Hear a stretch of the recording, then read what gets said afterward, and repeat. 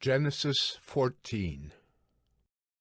In the days of Amraphel, king of Shinar, Arioch, king of Elasar, Chedorlaomer, king of Elam, and Tidal, king of Goyim. These kings made war with Bera, king of Sodom, Bersha, king of Gomorrah, Shinab, king of Admah, Shemeber, king of Zeboim, and the king of Bela, that is Zoar. And all these joined forces in the valley of Siddim, that is the Salt Sea. 12 years they had served Chedorlaomer, but in the 13th year they rebelled. In the 14th year Chedorlaomer and the kings who were with him came and defeated the Rephaim in Ashtaroth-Karnaim, the Zuzim in Ham, the Emim in Sheva Kiriathaim, and the Horites in their hill country of Seir as far as El-Paran on the border of the wilderness. Then they turned back and came to En-Mishpat, that is Kadesh, and defeated all the country of the Amalekites and also the Amorites, who were dwelling in Hazazon Tamar. Then the king of Sodom, the king of Gomorrah, the king of Admah, the king of Zeboim, and the king of Bela, that is Zoar, went out, and they joined battle in the valley of Siddim with Chedorlaomer, king of Elam, Tidal, king of Goyim, Amraphel, king of Shinar, and Arioch, king of Elasar, 4 kings against 5. Now the valley of Siddim was full of bitumen pits, and as the kings of Sodom and Gomorrah fled, some fell into them, and the rest fled to the hill country.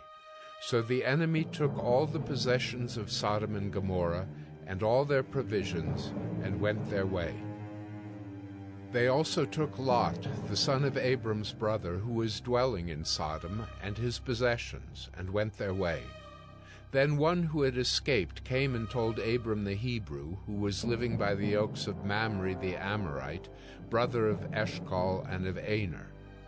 These were allies of Abram.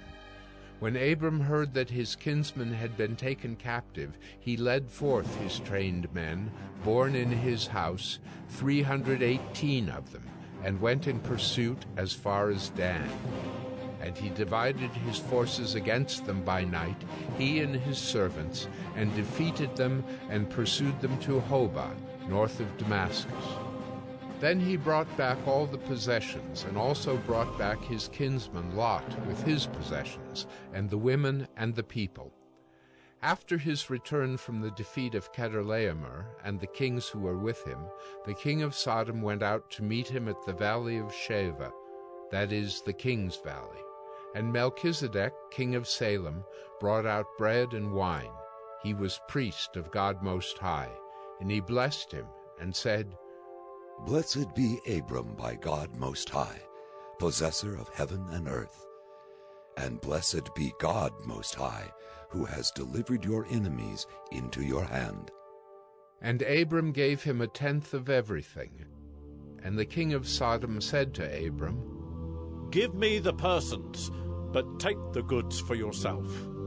But Abram said to the king of Sodom, I have lifted my hand to the Lord God Most High, possessor of heaven and earth, that I would not take a thread or a sandal strap or anything that is yours, lest you should say, I have made Abram rich. I will take nothing but what the young men have eaten, and the share of the men who went with me. Let Aner, Eshcol, and Mamre take their share.